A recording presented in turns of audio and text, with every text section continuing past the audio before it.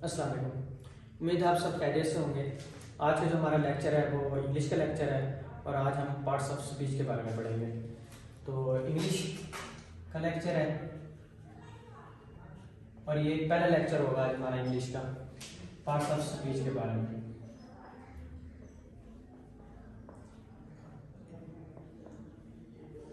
ठीक हो गया। हम जब किसी से गुफ्तगू करते हैं या तकरीर कर रहे होते हैं या कुछ चीज़ लिख रहे होते हैं तो हम वहाँ पे अल्फाज का इस्तेमाल करते हैं, यानी अल्फाज जो होते हैं उनको मिला के लिखते हैं तो एक जुमला बन जाता है। इसी तरह इंग्लिश लैंग्वेज में जो वर्ड्स होते हैं इनको जब मिलाते हैं तो एक सेंटेंस बनता है। तो ये जो वर्ड्स हैं ये इंग्लिश लैंग्वेज के अंदर लाखों के हिसाब से वर्ड्स हैं, तो हम इसको मुख्तलिफ कैटेगरीज के अंदर डिवाइड करते हैं। जैसे हम कोई चीज़ डिवाइड कर रहे होते हैं, किसी चीज़ की क्लासिफिकेशन कर रहे होते हैं तो कैसे करते हैं, कोई बेस हम रखते हैं। जैसे कि कोई चीज़ है हम उसको साइज़ का बेस रख लेते हैं कि इसका साइज़ बड़ा होगा तो उसको एक साइड पे कर देते हैं, जो छोटे साइज़ के होते हैं उसको दूसरी साइड पे कर देते हैं, यानी दो कैटेगरी बना लेते हैं। तो इसी तरह जो इंग्लिश के लाखों वर्ड्स हैं इसको हम मुख्तलिफ कैटेगरीज के अंदर डिवाइड करते हैं। जो ये लफ्ज़ है पार्ट्स, पार्ट्स का मतलब है हिस्से, ये ट्रेडिशनल इंग्लिश का लफ्ज़ यूज़ होगा यहाँ पे।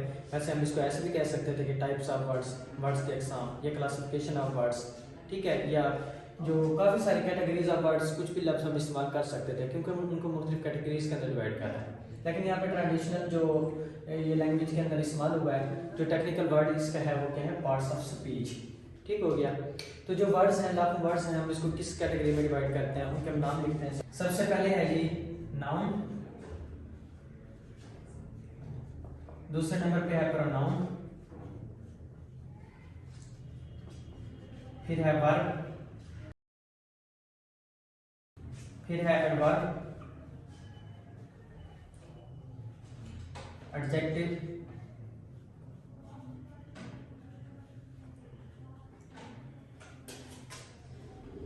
प्रीपोजिशन,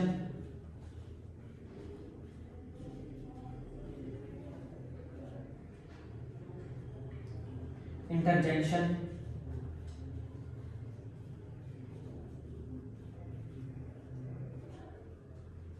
और कंजक्शन। ठीक हो गया। ये 8 कैटेगरीज हैं किसकी, पार्ट्स ऑफ स्पीच की या वर्ड्स की जो कैटेगरीज हैं वो कितनी है, 8 हैं। तो हम एक एक के बारे में डिस्कस करेंगे अलग लेक्चर में डिटेल से, लेकिन इसके साथ साथ जब हम इसको पढ़ते हैं तो इसके लिए कुछ और चीजें हैं जिनका समझना जरूरी है। तो सबसे पहले आपने एक लफ्ज़ सुना होगा आर्टिकल। ठीक हो गया। आर्टिकल, आर्टिकल का जो है ताल्लुक है, जो हम अलग अलग कैटेगरीज करेंगे, नाउन के साथ इसका बहुत गहरा ताल्लुक है, नाउन के साथ ये लाजमी इस्तेमाल होने होते हैं। तो आर्टिकल्स जो हैं ये 2 टाइप्स के हैं, एक है जी इंडेफिनेट आर्टिकल और दूसरा है जी डेफिनेट आर्टिकल। ठीक हो गया। डेफिनेट आर्टिकल, इंडेफिनेट आर्टिकल में 2 चीजें हैं, आ और एन। ठीक है, ये 2 चीजें हैं, आ और एन। और डेफिनेट आर्टिकल में जो है लफ्ज इस्तेमाल होता है दी या दा पढ़ते हैं इसको। ठीक हो गया। आ और एन क्या है, इंडेफिनेट आर्टिकल है, और दी क्या है, डेफिनेट आर्टिकल है। अब हमें पता है कि ए किसके साथ इस्तेमाल होता है और एन किसके साथ इस्तेमाल होता है। इंडेफिनेट जो आर्टिकल है ये जो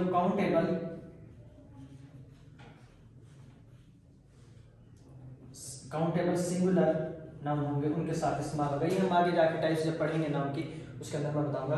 काउंटेबल सिंगुलर नाउन के साथ क्या इस्तेमाल होता है, इंडेफिनेट आर्टिकल इस्तेमाल होता है। ये प्लूरल के साथ इस्तेमाल नहीं होता, सिंगुलर के साथ इस्तेमाल होगा सिर्फ। जो इंडेफिनेट आर्टिकल है ये कहाँ पे इस्तेमाल होता है, जो चीज़ कोई गैर मुय्यन होती है, जो मुय्यन नहीं होती। मिसाल के तौर पे आ कार, एक कार, कोई पता नहीं है कौन सी कार। ठीक है, आ बुक, एक किताब, कोई पता नहीं है कौन सी किताब। लेकिन जब हम डेफिनेट आर्टिकल दी कहाँ पे इस्तेमाल करते हैं, जब कोई चीज़ मुय्यन हो, यानी वो किताब जो मुझे मेरे उस्ताद ने दी, the book which my teacher gave me. ठीक है, यहाँ पे फिर दी बुक लगेगा, आ बुक नहीं लगेगा। अच्छा, दूसरी चीज़ फिर ये देखनी है कि आ किसके साथ इस्तेमाल होता है और एन किसके साथ इस्तेमाल होता है। ये जो एन है ये वावल हरूफ के साथ इस्तेमाल होता है, ये भी हमें बताता हूँ मैं कि वावल क्या होता है दूसरे के। ये जो आ है ये है कॉन्सोनेंट्स के साथ इस्तेमाल होता है।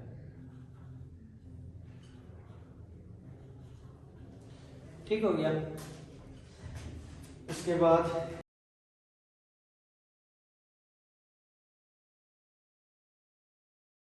आपने सुना होगा कि इंग्लिश लैंग्वेज के अंदर जो अल्फ़ाबेट हैं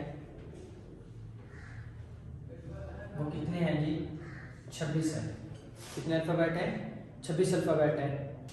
और जो इनकी जो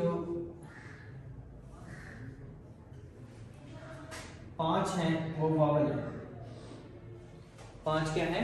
वावल है। और 21 क्या है? 21 जो है वो कॉन्सोनेंट्स। ठीक है, ये भी पेपर के अंदर एमसीक्यूज आ जाता है कि the alphabet other than vowel are called, यानी जो वावल के अलावा दूसरे जो हैं वो कौन से होते हैं? कॉन्सोनेंट्स कहलाते हैं। कितने हैं? 21 है। ठीक है, वावल जो 5 हैं वो कौन से हैं? ए है, ई है, आई, ओ और यू।